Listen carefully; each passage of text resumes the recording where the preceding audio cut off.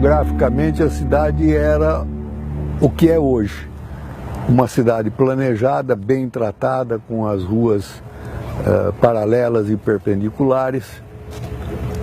Expandiu-se bastante daquela época para cá, mas continua o mesmo aspecto praticamente da cidade.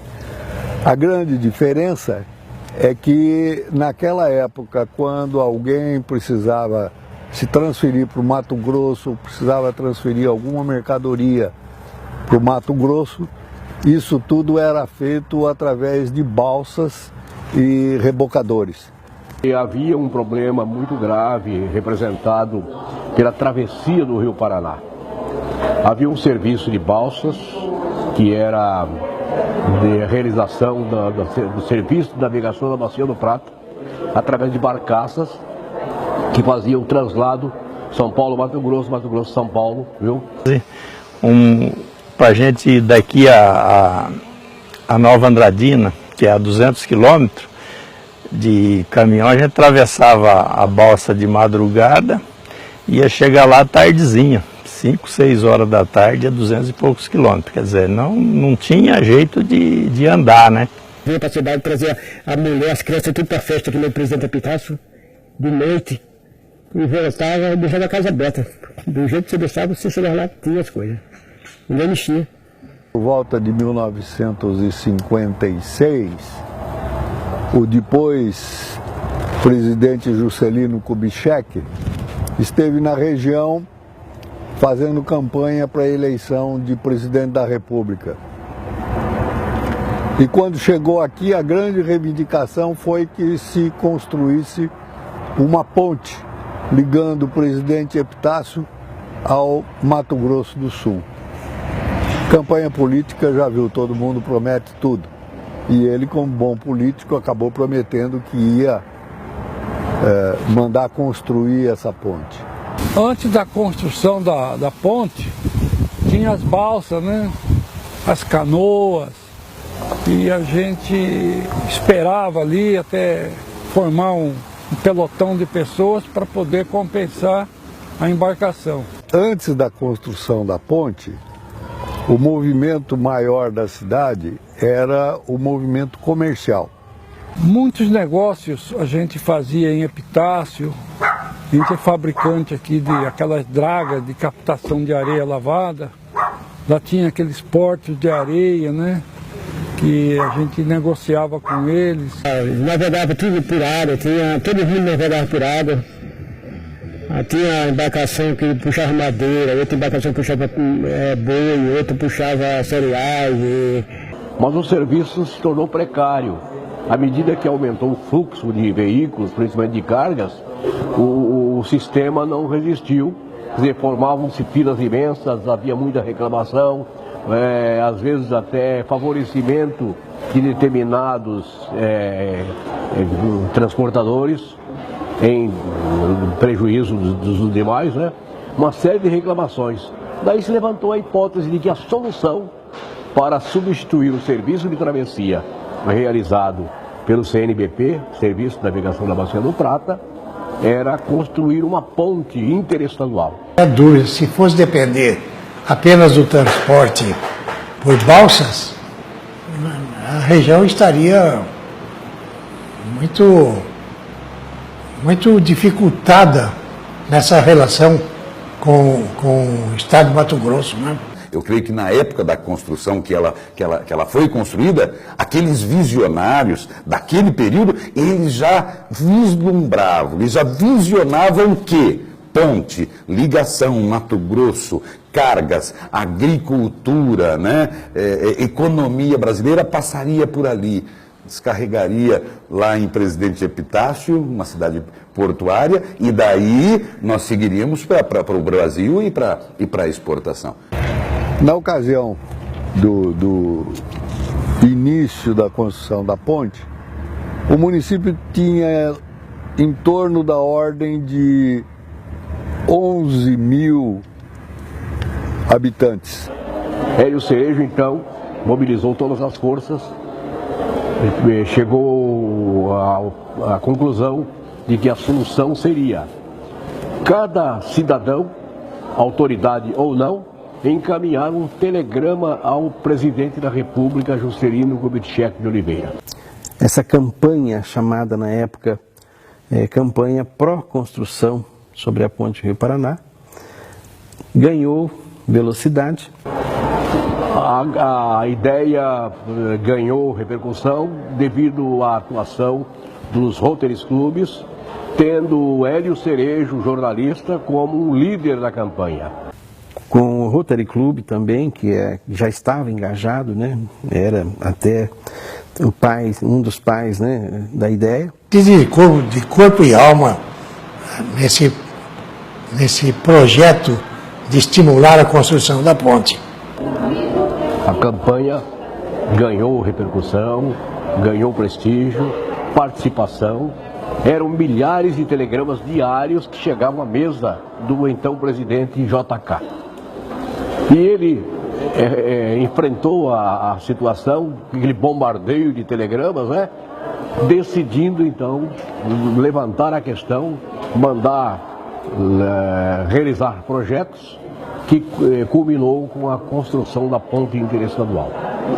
Então se deve a Juscelino Kubitschek de Oliveira essa obra e ao trabalho do precursor Hélio Cerejo, jornalista, que mobilizou a opinião pública, não só de Presidente Epitácio, mas de toda a região, dos estados vizinhos, do Mato Grosso, Paraná, São Paulo. E além de estreitar os laços entre os estados do Mato Grosso do Sul e estado de São Paulo, teve uma grande participação no sentido da própria construção, né? Foi um exemplo na época para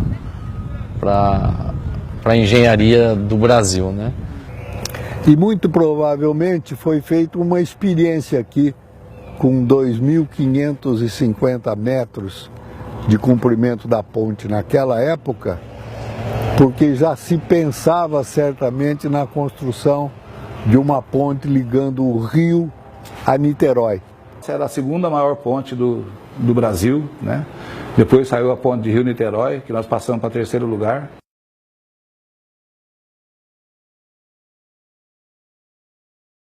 O rio engoliu, o lago, né, o reservatório, cerca de 180 mil hectares, né?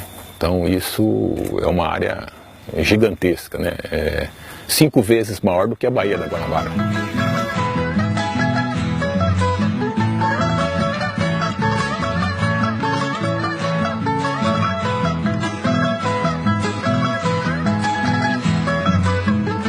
Eu me lembro que a travessia dos veículos aí era feita de balsa, né? Tinha um porto Porto 15, por isso que é chamado de Porto 15 até hoje, pro lado de lá e pro lado de cá, Porto de Ibiriçá, e a travessia era de balsa. Então, aí foi feito, durante a construção da ponte, foi feita uma ponte provisória, que era uma ponte provisória de madeira que ligava Epitácio até uma ilha que tinha no meio da ponte. Mas essa ponte provisória não era para tráfego de veículos, era só para tráfego do pessoal da construção, dos operários que estavam na construção da ponte. No final da década de 50, a obra foi executada e o trabalho não foi tão rápido conforme se esperava. Terminou o mandato de JK e a obra continuava.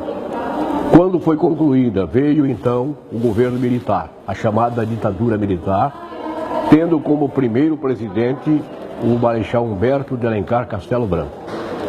Por incrível que pareça, Juscelino construiu e Castelo inaugurou a ponte em 1965.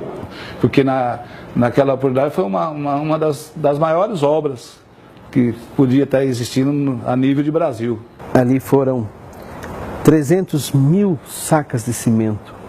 E um outro dado importante, que tratava-se da maior obra, né, que estava sendo realizado na época na América do Sul.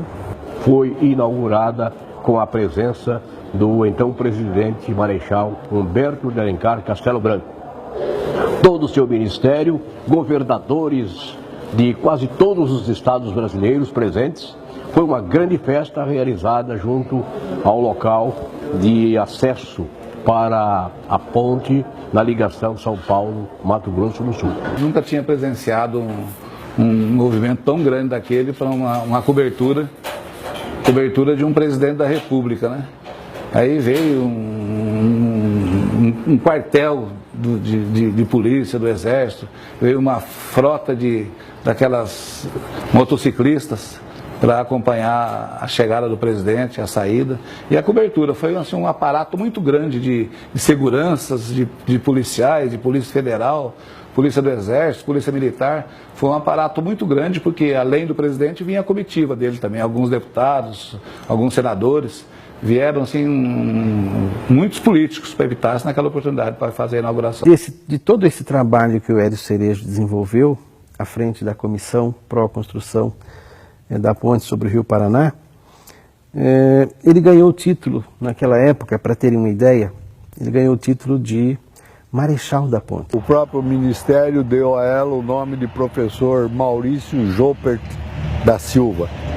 Era um professor de engenharia,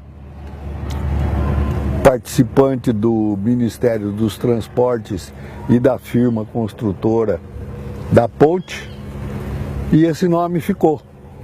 Mas logo em seguida houve um movimento também na região, principalmente em Presidente Venceslau, porque um dos que mais se movimentaram, escreveram e procuraram fazer pressão no governo para que essa ponte saísse, foi um poeta e escritor mato-grossense que morava em Presidente Venceslau naquela ocasião, chamado Hélio Cerejo. Assim que Hélio Cerejo faleceu, em 2007, políticos de Bataguaçu e também de Campo Grande foi quem apresentou um projeto de lei em Brasília, porque por tratar-se de uma obra que une dois estados, que ela fosse mudada de Maurício Jopert para a ponte Hélio Cerejo. A gente volta lá atrás e parabeniza.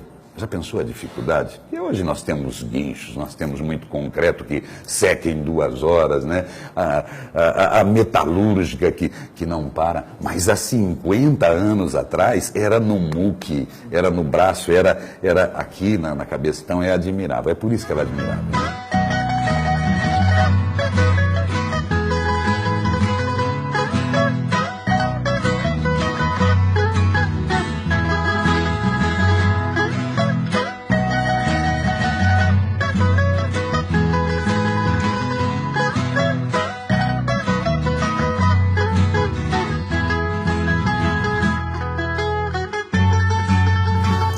Hélio Cerejo nasceu na cidade de Niuaque, hoje Niuaque, em Mato Grosso do Sul, na época Mato Grosso Uno.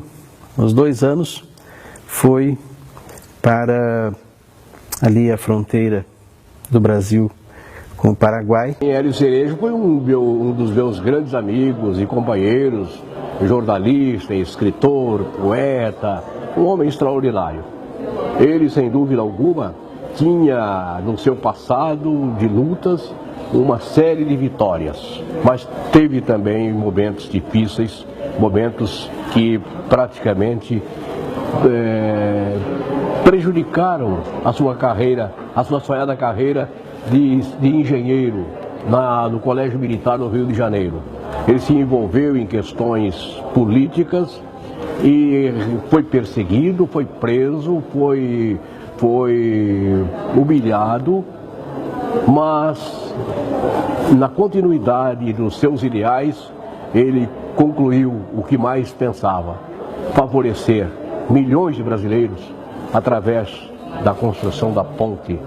Hélio Cerejo, como ele próprio se auto-intitulava, era um caipira, segundo ele, um fronteiriço, um sujeito rústico, mas um autodidata, uma pessoa muito inteligente, entusiasta ao extremo, e foi uma pessoa de grande importância para a nossa microrregião. E ele tinha um passado marcado por obras literárias de grande expressão, era um defensor intransigente da situação ervateira.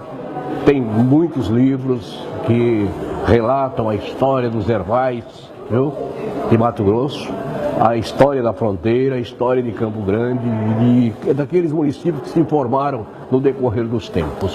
Então ele teve acesso aos paraguaios, conviveu muito com este pessoal e foi anotando tudo aquilo que via e ouvia. Isso serviu para que ele, né, em sua carreira literária, tivesse escrito, né, os 60 livros que ele deixou. Ele teve 60 livros editados, muitos dos quais eu tenho guardado, assim como outros colegas da mesma época. Quando ingressou no Exército, no Rio de Janeiro, em 1933, ele acabou até achando que realizaria, né, um sonho na vida, que era o de construir pontes na vida, olha só. Mas foi infeliz, né, naquela época, porque em 1935, quando ele pertencia ao 3º RI na Praia Vermelha, ele foi surpreendido com a intentona comunista. E na intentona comunista, ele que estava naquela noite no quartel, ele foi preso com outros 800, quase 900 companheiros de farda. Deixando o exército em 1935, ele vai para Campo Grande junto dos pais.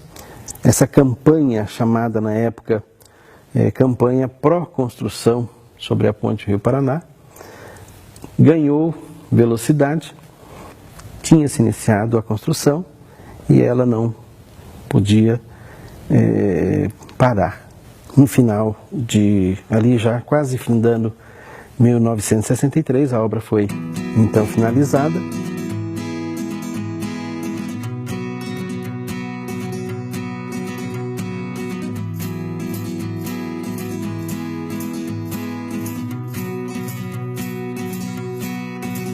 Então ele não trabalhou, ele não meteu a mão na massa, né, propriamente dito, mas foi sempre na condição de idealizador e de alguém que não deixava que a peteca caísse.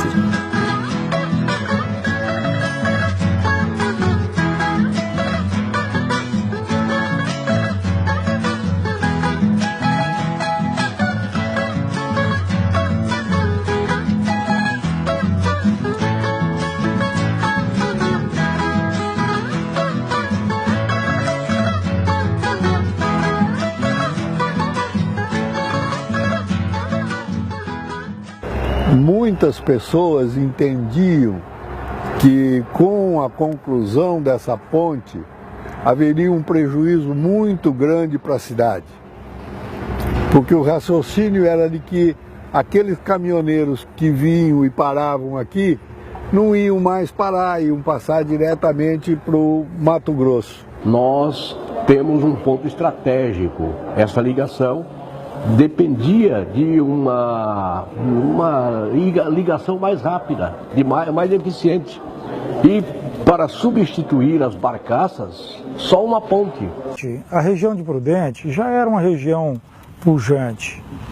A cidade de Presidente Epitácio era uma cidade de renome importante, principalmente porque lá se localizavam as balsas, né? Lá é que tinha toda a parte de logística para transpor aí o Rio Paraná.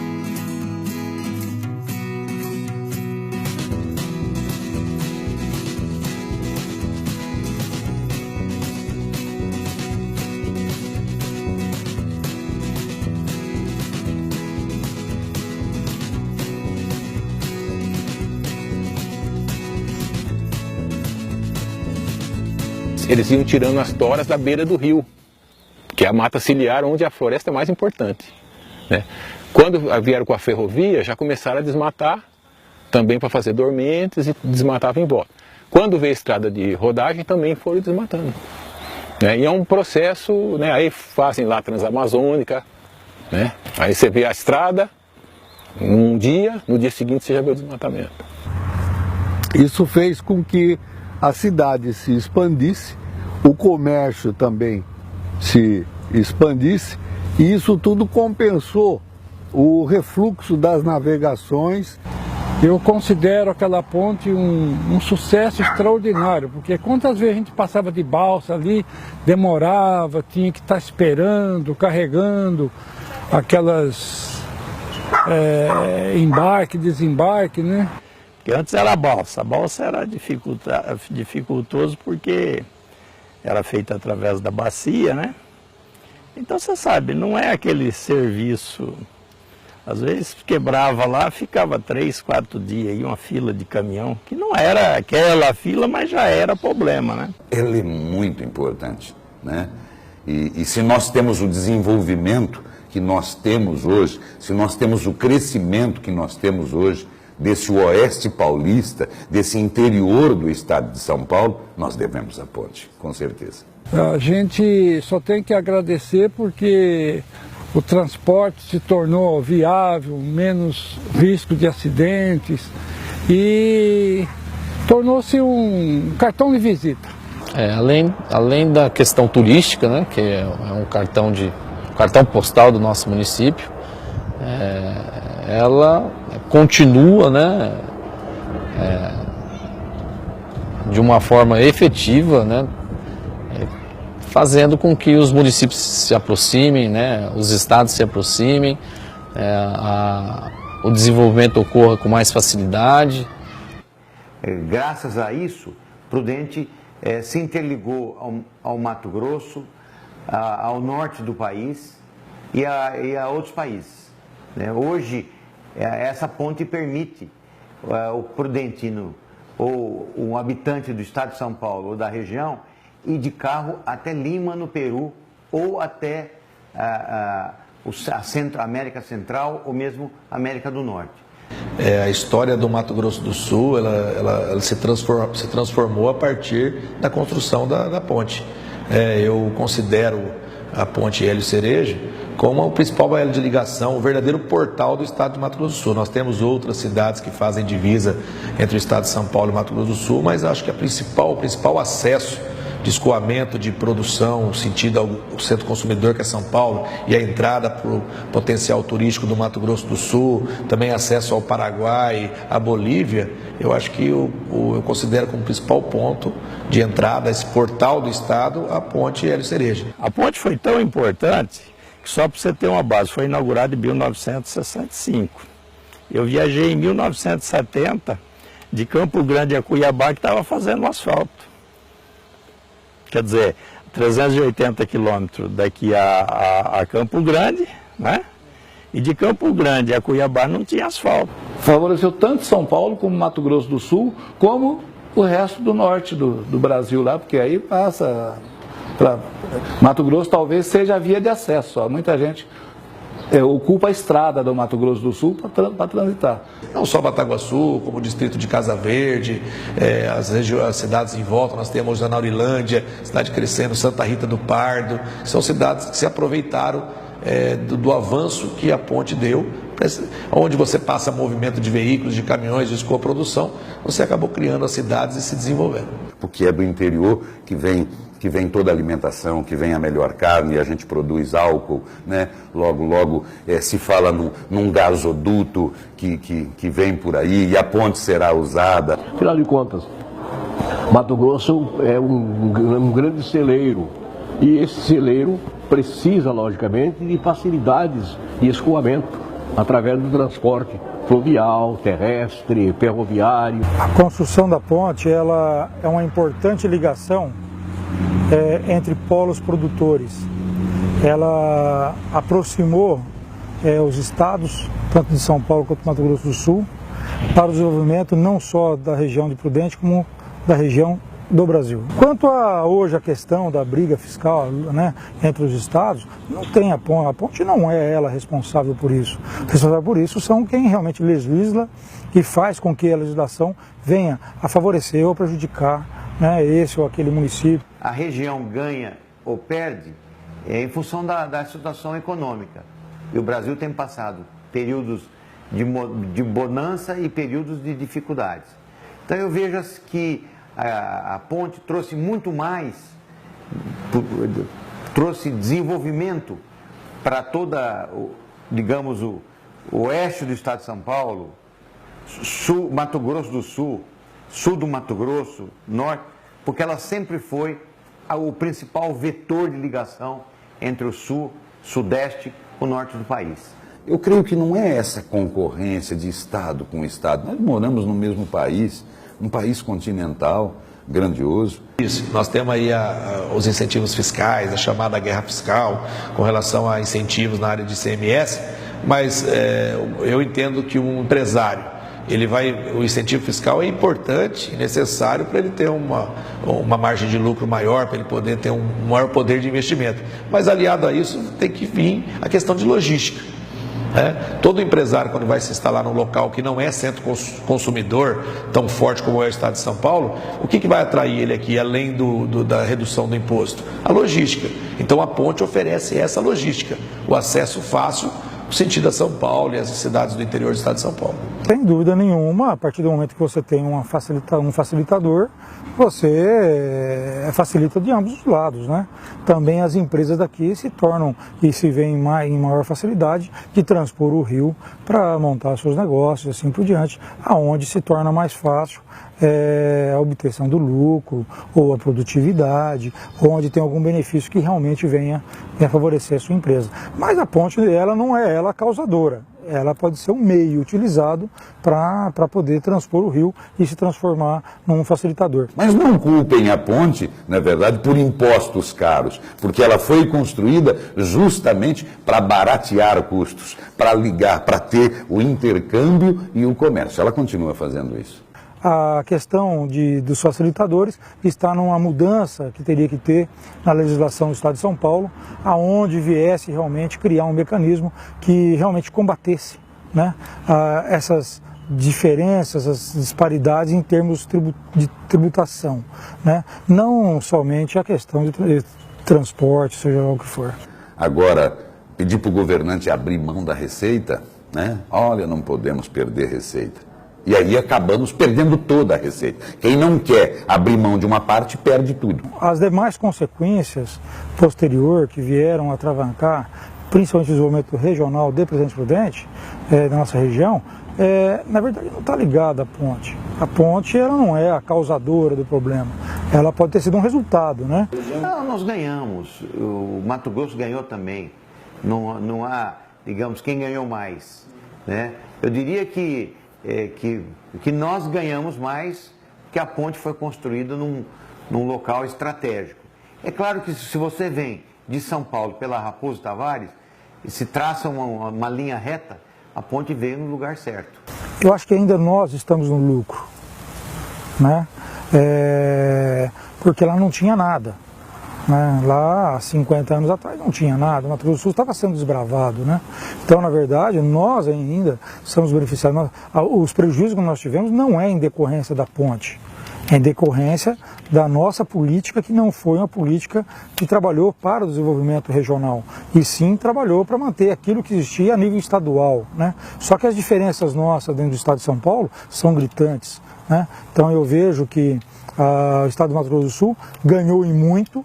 E isso é importante porque ela não tinha nada, precisava que fosse desbravado no Mato Grosso do Sul, e como precisa ainda e muito ter desenvolvimento no Mato Grosso do Sul, mas também é importante salientar que a nossa região precisa se manter em desenvolvimento em relação ao próprio estado, que hoje a região, por exemplo, é a região mais pobre do estado de São Paulo em termos de arrecadação. Porque o Mato Grosso só tinha fazenda, ainda fazenda que não era aproveitado a parte de mato, né? Era só campo, conforme eu falei, e varjão, que era cria, né? Hoje não, hoje é tudo formado, tudo, quer dizer, eu acho que eles ganharam e ganharam muito. Principalmente lá para a parte do norte, né? Que daí foi os paranaenses, os gaúchos para lá, que começou a descobrir as terras de soja, hoje é uma potência. As estradas, como elas foram feitas, sem cuidado, elas traziam esse progresso, né? Entre aspas, para a região e destruíam a floresta. Então, essa ponte ela foi responsável por boa parte do desmatamento aqui no Mato Grosso do Sul. Aqui em São Paulo já estava devastado, né? Aí essa indução foi indo para lá. Hoje está acontecendo a mesma coisa na Amazônia. Então eles vão abrindo estradas, aí vem os predadores atrás, né? Aí vem os grupos econômicos, vem apoiado pelos políticos corruptos, né? Vão derrubando, né? Então a estrada, infelizmente no país, ela serve para o transporte, quer dizer, serve felizmente para o transporte das pessoas, mas aí, em segundo lugar vem toda uma problemática, toda uma concepção, né, para ocupar todas as redondezas. Eu vejo muito positivamente, pena que a ponte não tem uma ligação férrea, né, mesmo depois da sua reforma, a sua ampliação em prolongamento, não houve aí a construção de um leito de construção de linha férrea que facilitaria ainda mais o desenvolvimento de ambos os estados, principalmente o Mato Grosso do Sul, que também deve ter seu desenvolvimento sempre integrado. Agora, quando parou a ferrovia, matou a navegação. E essa nossa navegação, que tem gente que fala, mas não tem fluxo. Tem fluxo. Porque nós puxávamos do Paraguai. O Paraguai não faz divisa com o mar.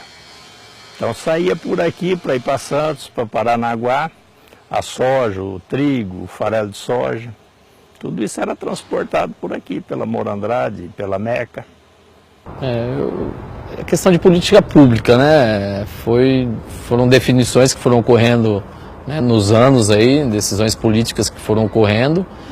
É difícil prever, né, o que teria acontecido sem a ponte. A questão do desenvolvimento do transporte rodoviário tem a ver com a opção do Brasil. O Brasil optou pelo transporte rodoviário. O Brasil optou por esse caminho.